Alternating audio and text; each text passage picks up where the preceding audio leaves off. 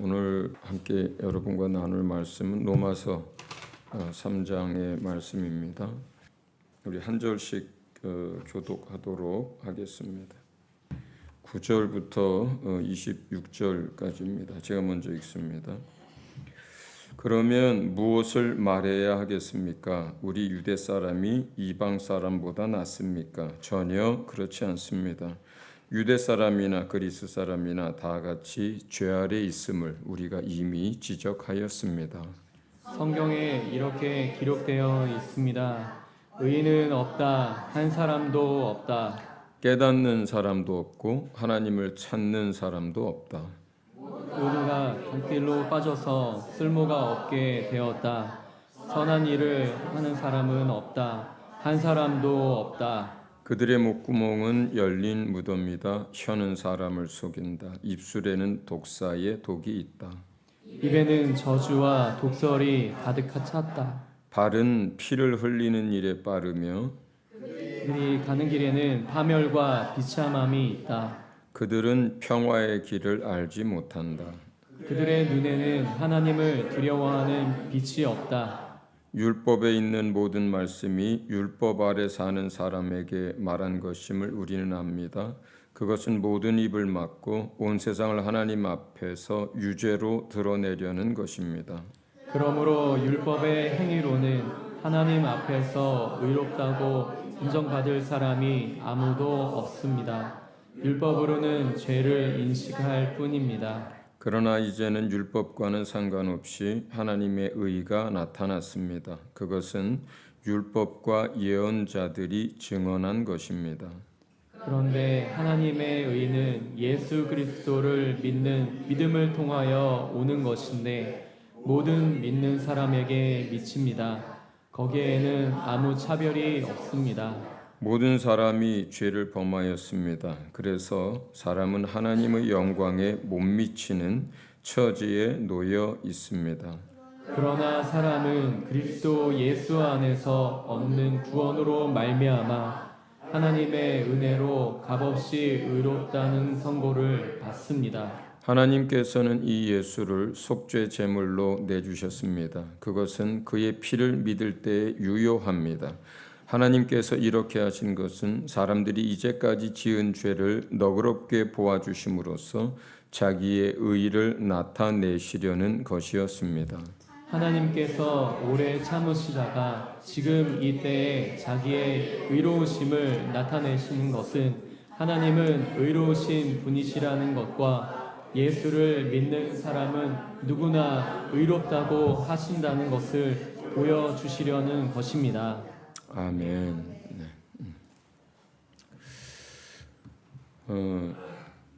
본문 말씀의 9절부터 18절은 다윗이 이제 고백한 시편 두 군데에 있는 것들을 로마서 기자가 인용해서 기록한 것입니다. 거기에 보면 사람들이 어떠한 가운데 있는지, 어떤 죄 가운데 있는지 쭉 이렇게 설명이 돼 있어요. 첫 번째 보면은 11절에 보면 하나님에 대해서 아는 자도 없고 하나님을 찾는 자도 없다 그래요. 그러니까 하나님에 대해서 모르고 살고 있고 하나님 없이 살고 있어요. 그러다 보니까 12절에 보면 전부 다 치우쳐 있어요. 그러니까 어떤 중심을 못 잡고 치우치지 않는 사람이 없어요. 그러니까 뭐 정치적으로도 예를 들어서 뭐 극좌 또는 뭐 극우 이런 표현들을 하거든요.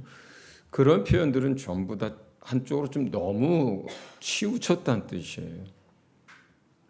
그렇다고 해서 뭐 중도에 있는 사람들이 온전하냐? 그렇지도 않아요. 대부분 무관심하거나 자기 삶에 바쁘거나 또 그럴 수도 있죠.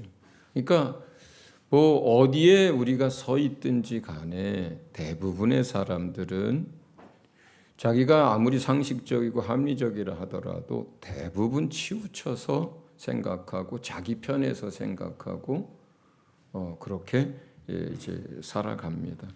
그러니까 어떤 것들에 대해서 이렇게 온전하지 않죠.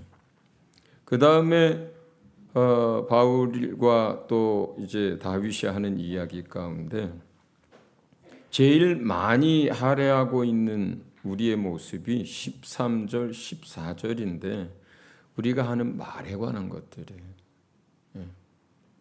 그러니까 그들의 목구멍은 열린 무덤이다 이렇게 개역성경은 표현했는데 무덤이 열려 있어요. 목이 무덤 열려 있는 목구멍 같아요. 어떨까요? 시체 썩는 내와 더러운 냄새와 이런 게 계속 풍겨 나오는 게 우리의 목구멍이라는 거예요.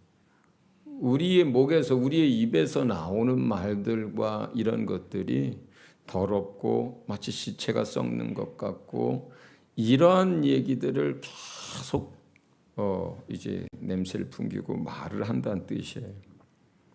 그 다음에 보면은 혀는 속임을 일삼으며 혀로는 계속해서 거짓말을 하고 치우친 말을 하고 한쪽 이야기를 하고 계속해서 속이는 그런 말들을 하게 된다 그래요. 그 다음에 입술에는 독사의 독이 있다 그래요. 독사의 독은 뭐예요? 죽이는 말이잖아요. 우리가 하는 말을 통해서 우리의 표현을 통해서 계속해서 사람들을 상처 주고 사람들을 막 핥히고 심지어는 사람들을 죽게 만드는 요즘 무섭잖아요. 뭐 연예인들 막 뭐 한 사람 죽고 나니까 또 한 사람 타겟을 왜 그렇게 뭘 죽이고 뭐 그렇게 끌어내리고 하는 데에 이렇게 굶주려 있는 무슨 일이 때처럼 한 사람 죽었으면 됐지 그렇게 해서 그럼 또 한 사람 세우고 또 한 사람 세워서 온 나라 사람들이 마치 그냥 핥히고 잔인한 말을 하고 죽이는 말들을 하고 근데 사람이 그렇다는 거예요. 우리 혀가 그렇다는 거예요. 그리고 14절에 보면 우리의 입으로 저주와 악독을 뱉습니다. 저주의 말들을 하고 악독한 말들을 합니다. 그러니까 여기 지금 인간의 죄성에 대해서 쭉 열거한 것 중에서 제일 많은 열거가 우리가 하는 말들에 관한 거예요. 우리가 그 가운데 살잖아요. 짜증내고 화내고 혈기 부리고 악한 말을 하고 잔인한 말을 하고 그렇습니다. 그 다음에는 15절에 보면 우리의 발은 피 흘리는 데 빠르다 이렇게 표현되어 있는데 그러니까 우리가 하는 일, 우리가 사는 삶 이러한 것들이 그렇게 고통과 저주를 낳는 그런 일들에 부지런히 다니고 그 길을 가고 그 길 위에 서 있다는 얘기입니다. 그래서 사람들에게 파멸과 고통이 계속 오고 그 다음에 평안을 알지 못한다. 그리고 맨 마지막 18절에는 사람들이 하나님을 두려워하지 않는다 그럽니다. 그러니까 사람들이 하나님을 두려워함이 없어요. 그러다 보니까 하나님도 없고 하나님을 두려워하지도 않습니다. 그러니까 어떤 일들이 벌어지겠어요? 미얀마에서 며칠을 지내고 그 전에 또 계속 통화하면서 내내 마음이 많이 아팠어요. 많이 좀 부담이 계속돼 있었고 한동안은 이런 생각을 했습니다. 사람이 악해도 이렇게 악해질 수 있을까? 집단적으로 이렇게 나쁜 짓들을 끊임없이 어떻게 할 수 있을까? 사가잉은 진이 일어난 곳은 인구가 그 마을에만 도시에만 30만 명 정도가 살아요. 사가잉 주 전체로 보니 약 500만 명이 삽니다. 그러니까 사가잉 도시 바로 근처에도 크고 작은 도시들이 다 같이 피해를 입었어요. 근데 그것은 그냥 무덤이에요. 무덤. 시체를 치우지도 못합니다. 무덤 속에 갇힌 사람들 건져내지도 못합니다. 군부에서 막아가지고 구호물자도 못 들어갑니다. 구조대도 못 들어갑니다. 그리고 만델라이에는 인구가 많죠. 100만이 훨씬 넘죠. 거기에는 30%에서 40% 정도 건물들이 무너졌거나 기울었거나 금이 가서 그 안으로 들어갈 수가 없어요. 그래서 길거리에 지금 이제 제일 더울 때거든요. 4월이니까. 길거리에 텐트도 없이 사람들이 그냥 노숙을 하는 사람 천지입니다. 그런데 군부에서는 구조를 안 해요. 외국에서 구조대가 들어오겠다고 하는데도 다 막고 10몇 명씩 들어오는 3나라만 허락했어요. 러시아, 중국, 인도만. 그 다음에 그 안에 있는 소식들을 바깥으로 내보내고 싶지 않아서 그래서 국제적으로 막 비난받고 싶지 않아서 저는 지진 나기 전에 관광 비자로 온라인으로 비자를 얻어서 들어갔는데 저 들어가고 나서는 관광 비자를 전부 다 막아버렸어요. 기자들은 만델라이에까지 못 올라가요. 어쩌다가 이제 연합신문이랑 SBS인가 어디랑 해서 기자들이 그냥 기자 명찰 다 떼고 그냥 그 막히기 전에 거길 들어가가지고 택시 불러가지고 같이 현지인하고 이렇게 2사람이 취재를 했더라고요. 또 몇 사람이 기자들이 또 이제 올라가긴 했어요. 근데 나머지는 전부 다 막아서 그랬어요. 근데 참 안타까운 건 이제 군부에서 구조 활동을 안 하니까 사람들이 죽어가고 있고 BBC에서 이건호 선교사님하고 통화하면서 들었는데 BBC에서 어떤 걸 촬영을 했냐면 유치원 건물이 무너졌어요. 그래서 30명이 아이들이 다 그 밑에 깔렸거든요. 대부분은 죽고 근데 그 깔린 틈 사이로 어린아이가 아직 살아있는 아이가 있는데 얘를 구조는 못하고 더 무너지 뭐 어떻게 손을 댈 수가 장비가 없으니까. 근데 그걸 촬영을 했어요. 아이가 살려달라고 하는 그 눈빛을 촬영을 했어요. 근데 못 건졌어요. 손도 못 댔어요.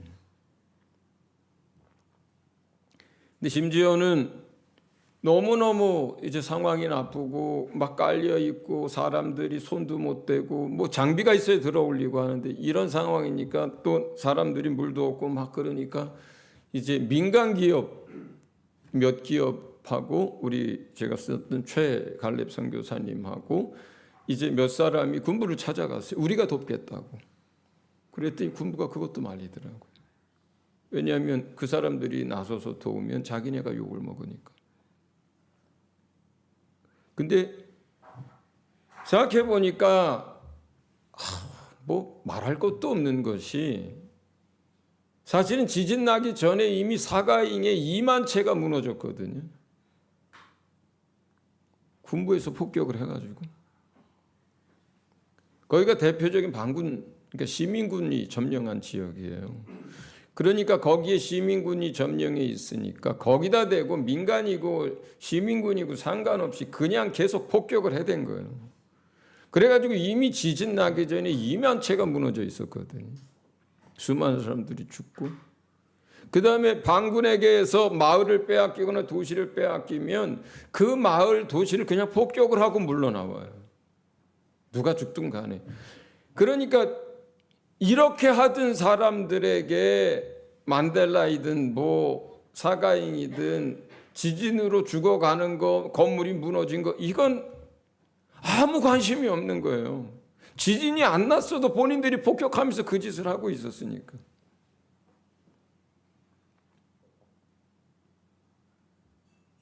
그래서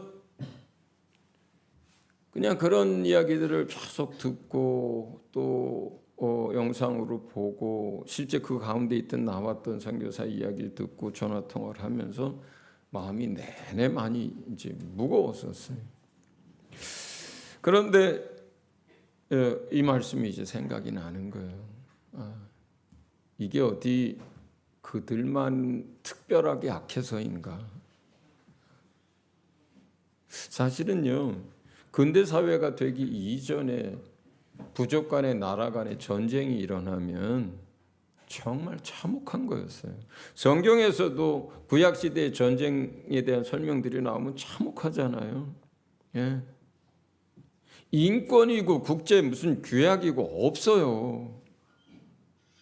그냥 무참히 다들 죽이고 약탈하고 빼앗고 불질러서 방화시키고 성 허물고, 이게 그때 이전에 대부분의 전쟁들이었어요. 이게 사람들이 그렇게 한 거예요.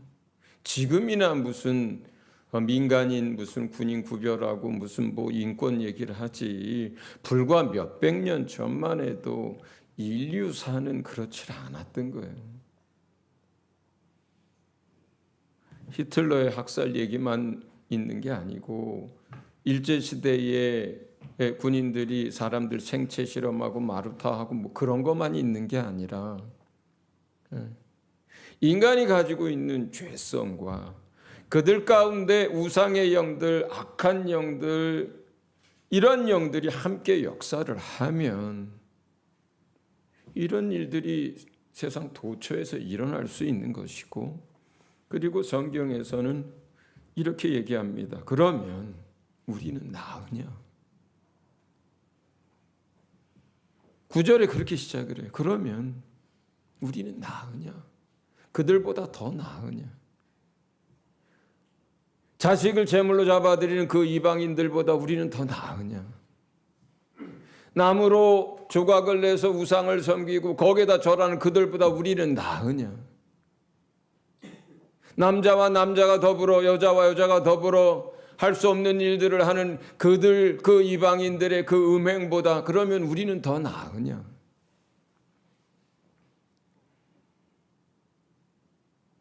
다윗도 바울도 그렇게 시작을 해요. 그럼 우리는 더 나으냐? 날마다 거짓말을 입삼고 또 모함하고 죽이고 빼앗고 하는 그들보다 그럼 우리는 더 나으냐? 우리 모두가 다 마찬가지로 죄 아래 있었고 또 그 죄의 본성을 가지고 있었고 악한 영들이 하나님을 모르는 사람들 가운데 역사하는 가운데 우리가 살지 않았었느냐? 그런 묵상을 하면서 뒤돌아보게 됩니다. 우리가 하나님을 알지 못하던 그때, 우리가 예수를 알지 못하던 그때 우리는 어떤 모습의 삶을 살았는지 뒤돌아보게 됩니다. 또 우리 안에 있는 옛사람 안에 있는 그 죄성이라고 하는 것이 얼마나 잔인하고 얼마나 무섭고 얼마나 냄새나고 더러운 것인지를 생각해 보게 됩니다. 이게 인류가 가지고 있는 죄의 본성이고, 그리고 우리가 그 죄의 본성대로 살 때 정말 악한 영들이 역사를 합니다. 사가인과 만달레이는 대표적인 불교 성지 같은 도시예요. 그리고 그곳에서 역사하는 우상을 숭배하는 사람들뿐만 아니라 또 구테타를 이겨서 정권을 잡고 권력을 휘두르는 그 군부도 말할 수 없이 악해요. 근데 그 군부의 지도자들, 그 집단들도요, 집에 가면은 자식을 사랑합니다. 그리고 그 자식들도 부모를 따르고, 자기 아내, 자기 남편, 자기 가족, 자기 친척들은 다 사랑하고 돌보고 귀하게 여기고 다치면 분노하고 그래요. 보통의 사람들과 별반 다르지 않을 수 있습니다.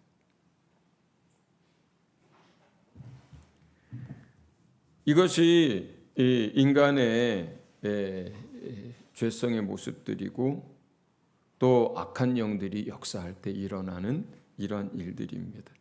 그런데 20절, 21절, 22절의 말씀을 보면 인간의 죄성과 인간의 삶의 모습은 이렇지만, 그래서 인간 가운데는 의로움을 찾아볼 수가 없고 모두가 죄 아래 있지만, 그리고 그들이 왜 죽는지도, 또 죽어서 어떤 멸망과 하나님의 진노와 혈벌을 당하는지도 모르고 살다가 죽어가고 있지만 하나님이 그들을 살리기 위해서 율법을 주셨다. 세상 사람들에겐 양심을 주셨다. 율법도 양심도 죄를 깨닫고 그 죄를 깨달은 사람들을 하나님이 구원하시기 위해서 하나님이 그렇게 하신 거다. 그렇게 일하고 계신 거다. 이렇게 얘기를 합니다. 20절을 같이 한번 좀 읽어보겠습니다. 20절 같이 읽습니다. 시작. 하나님 앞에서 의롭다고 인정받을 사람이 아무도 없습니다. 율법으로는 죄를 인식할 뿐입니다. 하나님 앞에 그래서 의롭다라고 하나님의 법정에서 인정될 수 있는 사람이 단 한 사람도 없는 거예요. 세상 사람들이 아무리 추앙하고 동상을 세우고 신격화하고 거기다 대고 뭐 존경을 하고 위인전을 만들고 애들한테 읽히고 뭐 국부가 되고 뭐가 돼도 똑같다는 거예요. 하나님 앞에 의로운 사람이 하나도 없다는 거예요.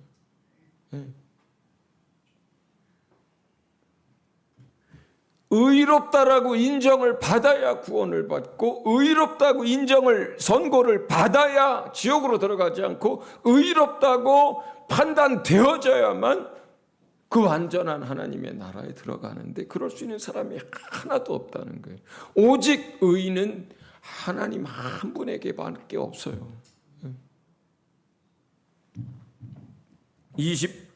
21절을 같이 읽습니다.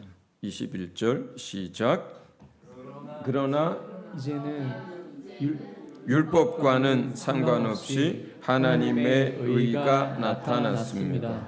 그것은 율법과 예언자들이 증언한 것입니다. 이 율법 말고 하나님께서 자신의 의를 나타내 주셨어요. 그 의를 보여주셨거든요. 근데 이 하나님이 나타내 주실 이 의에 대해서 율법 말고 또 다른 하나님의 의에 대해서 사람들이 율법으로는 의로워질 수 없는데 하나님의 의가 나타났을 뿐만 아니라 그 하나님의 의로움으로 우리가 모든 죄인이 의로워질 수 있는 이것을 지금 우리 성경에는 율법과 예언자들을 통해서 증거해 주셨습니다. 이렇게 표현되어 있는데 제 영어 성경에는 이 율법에 대해서 어떻게 설명을 했냐면 하나님이 선지자들을 통해서 또 모세를 통해서 하나님이 어떻게 인류를 구원하실 것인지에 대해서 하나님이 자신의 의를 어떻게 드러낼 것인지에 대해서 그분이 약속하신 것들을 모세오경이 기록하고 있다. 율법이 기록하고 있다. 선지자들이 증언하고 있다. 이렇게 설명해 놓은 거예요. 모세오경에 뭘 하지 말라라고 하는 율법만 있는 게 아니에요. 선지자들이 쓴 선지서에 뭘 하지 말라 심판이 온다라고 이 얘기만 써 있는 게 아니에요. 모세오경에도 선지서에도 인간이 어떻게 타락했고 어떻게 하나님을 배반할 수밖에 없고 어떻게 멸망할 수밖에 없는지만 기록한 것이 아니라 그들을 어떻게 구원하시겠다는 그들을 향한 하나님의 마음이 어떤 것이라는 하나님이 어떻게 그들을 위해서 대가를 지불할 것이라고 하는 이 이야기가 모세오경에도 시편에도 선지서에도 끊임없이 그 약속과 그 기록들이 계속되어졌다는 뜻이에요. 네. 그게 구약 성경이에요. 뭘 하지 마라, 뭘 어떻다라고만 기록되어 있는 게 아니라 그 하지 말라고 하는 것은 너희가 도저히 이것을 하기를 원해도 할 수 없는 죄성 가운데 빠져 있다는 것을 말하기 위한 것이고 거기서 끝나는 것이 아니라 그렇기 때문에 하나님의 의로움으로 너희를 구원하겠다는 것, 그렇기 때문에 내가 긍휼 베풀겠다는 것, 내 아들을 보내서 십자가에 못 박아 죽게 해서 너희를 구원하겠다라고 하는 하나님의 약속이 끊임없이 선포되고 기록되고, 그것을 계속해서 사람들에게 이야기했던 거예요. 제사 제도를 통해서 사람들이 속죄제를 드릴 때마다 한 거예요. 주님이 내가 이 양을 보내줄 거야. 너희가 죄를 지었으나 너희가 멸망하지 않고 대신 죽을 자를 보낼 거야. 이게 하나님의 의야. 이게 하나님의 긍휼이야.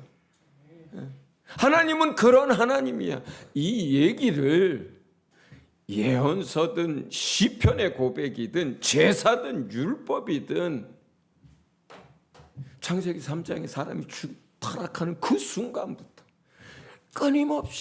끊임없이 나는 모세를 통해서도 다윗을 통해서도 선지자들을 통해서도 이야기해왔다. 이게 21절이에요. 22절을 같이 읽습니다. 22절 시작. 그를 믿는 믿음을 통하여 오는 것인데 모든 믿는 사람에게 미칩니다. 거기에는 아무 차별이 없습니다. 아멘. 이 하나님밖에 의로운 분이 없어서 이 하나님의 그 의로움을 덧입고 가져야 하는데, 그 유일한 방법이 예수 그리스도를 믿는 그 믿음을 통해서만 이것이 주어지도록 설계하셨던 거예요. 계획하셨던 거예요. 말씀하셨던 거예요. 그리고 그 아들이 이 땅에 오셨고 그가 우리를 위한 속죄 제물이 되고 화목 제물이 되어져서 우리가 구원을 얻게 된 것입니다. 할렐루야. 아멘.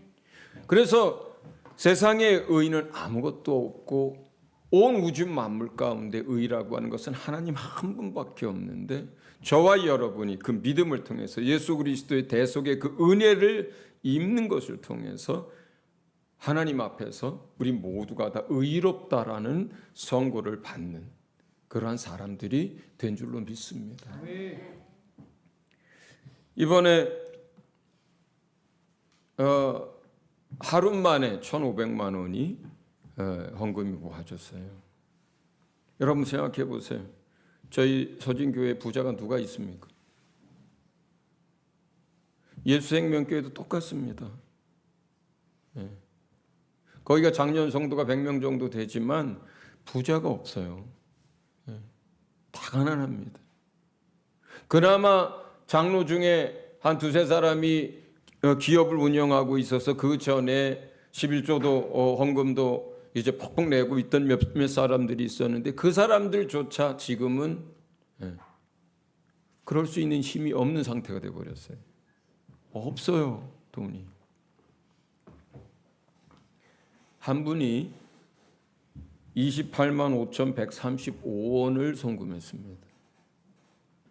28만 5,135원이 들어왔어요, 계좌로. 무슨 얘기예요, 이게? 있는 거 다 보냈다는 뜻이에요, 그 사람이. 예수생명교회 한 분이 100만 원을 냈습니다. 저희 교회 집사님 한 분이 100만 원을 냈어요. 근데 그분 사정도 알고 저희 교회 집사님 사정도 제가 알아요. 할 수 없는 사람들이에요.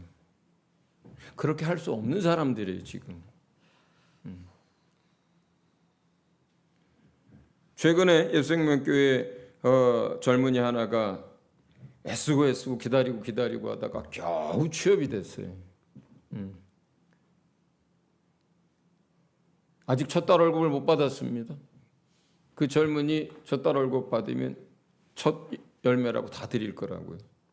그러면 그 다음 달이나 돼야 이제 월급을 받을 게 하나도 없어요. 이 젊은 청년이 처음에 3만 원 했습니다. 그러더니 하루가 지나더니 더 마음에 뭐가 주어졌는지 2만 원을 더 보냈어요. 뉴질랜드에서 이건호 선교사님이 뉴질랜드 달러로 300불을 보내면서 이렇게 기록했어요. 목사님, 300불밖에 못 보냅니다. 작은 어린아이 하나 목 축일 만큼밖에 안 됩니다. 그래도 마음을 같이 하고 기도하겠습니다. 자, 이러한 마음들이 모여서 500만 원이 되고 1000만 원이 되고 1500만 원이 돼서 전달을 했어요. 자, 이 마음은 어디서 온 걸까요? 이 생각은 어디서 온 걸까요? 우리가 하나님의 은혜로 구원을 얻었습니다. 죄 사함을 받았습니다. 그리고 그 의를 힘입었어요. 그리고 제일 먼저 우리의 영이 거듭났습니다. 그리고 거듭난 그 영 안에 새 마음과 새 생각을 주셨어요. 그 새 마음과 새 생각이 누구의 마음이고 누구의 생각이에요? 주님의 마음이고 주님의 생각이에요. 자기 통장에 남은 돈 마지막 5원까지 보낸 사람의 그 마음이 누구의 마음이에요? 주님의 마음을 가지고 그런 거예요. 몇 길을 굶고 몇 번을 걸어가더라도 3만 원, 2만 원을 최선을 다해서 그들을 생각하고 기도하면서 보낸 그 마음은 누구의 마음일까요? 주님의 마음인데 그 청년에게 준 마음인 거예요. 오늘 예배 전에 배병주 집사님이 수리에게 믹스커피를 한 잔 타다 줬어요. 배병주 집사님은 80대 중반이 넘으셨습니다. 수리는 20대 중반이에요. 나이 차이가 60년이 납니다. 그 60년의 차이를 넘어서 믹스커피를 한 잔 타다 준 그 마음은 누구의 마음일까요? 배병주 집사님의 마음이에요. 주님이 주신 마음이에요.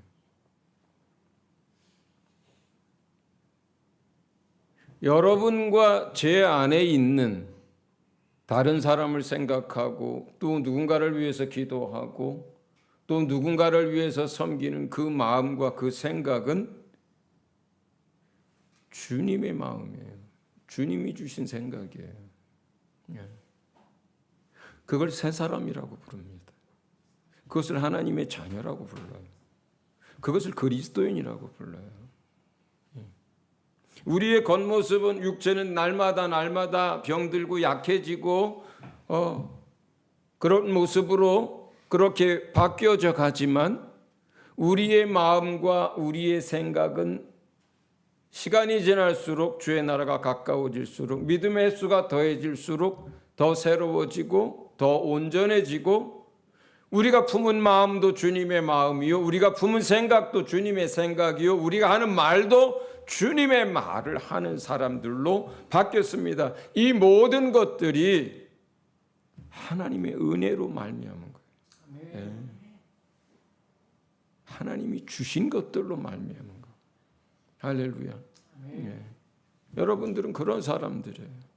네. 여러분들은 그런 마음을 가지고 사는 사람들이에요. 여러분들은 그런 생각을 가지고 세상을 사는 사람들이에요. 그리고 그런 마음과 그런 믿음과 그런 생각으로 또 두 교회와 또 함께하는 동역자들이 힘을 다해서 이번에 그 우상으로 또 그 군부의 그 잔인함 가운데서 죽어가고 건물에 깔린 사람들, 길거리에 나앉은 사람들, 비는 쏟아지는데 먹을 물이 없는 사람들에게 기도하는 마음으로 보낸 것이고 또 보냈을 뿐만 아니라 만델라이에서 비누리까지는 40km예요. 아침마다 칼렙 선교사도 최중현 선교사도 이제 트럭에 자가용에 물과 텐트와 또 의약품과 이런 걸 싣고 만델라이로 내려가고 저녁에 다시 비누리에 오고 만델라에 있을 곳이 없어서 최갈렙 선교사님도 비누리에 와 계세요.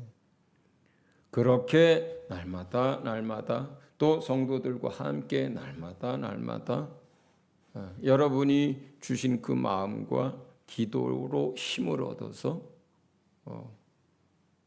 그 일을 합니다. 이번에 양곤에서 가장 사역을 잘하시는 조영생 선교사님을 만나고 거기서 이제 주일 설교를 하게 됐어요. 10년 전인가 갔는데 그때보다 훨씬 더 사람들은 젊어졌고 많이 주일 예배를 드리더라고요. 현지 사람들인데 300명이 넘고 그리고 젊은 사람들이 굉장히 많더라고요. 그러면서 이번에 그런 얘기를 해요.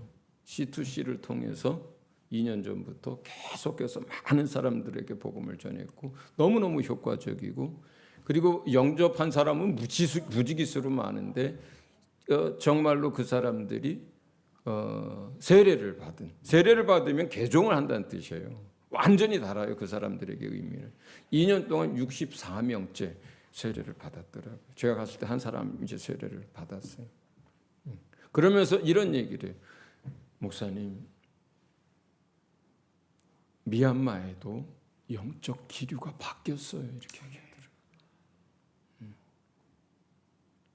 아직도 많은 사람들이 뭐 관계 전도를 해야 되고 먼저 친구가 돼야 되고 뭐 복음 전을 만들고 이런 소리 하지만 그렇지 않습니다, 목사님.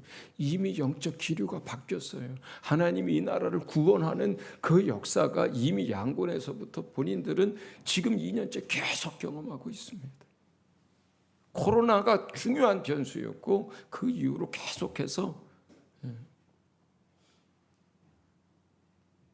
우리는 만델라이에서도 또 사가잉에서도 또 그 어디에서도 정말로 이제 영적 기류가 바뀌어서 그 나라에 수많은 구원의 역사들이 일어나기를 계속 기도해야 합니다. 저와 여러분을 영을 새롭게 하고 마음과 생각을 새롭게 하신 그 주님을 찬양합니다. 그리고 이제 정말로 우리에게는 우리가 가진 의라고는 예수의 의, 하나님을 모르고 대적하던 그들을 용서하신 하나님의 의, 멸망받아야 마땅한 그들을 당신의 아들의 피값으로 사셔서 구원하신 그 하나님의 의, 진노의 대상이었던 그 사람들을 영원한 축복으로 축복하시고 구원하신 그 하나님의 의, 그 의를 힘입은 사람들로, 그리고 그 의를 행하는 사람들로, 그리고 그 의를 이 땅 가운데서 나타내는 사람들로, 믿음의 사람들로 살아가시기를 예수 이름으로 축원드립니다.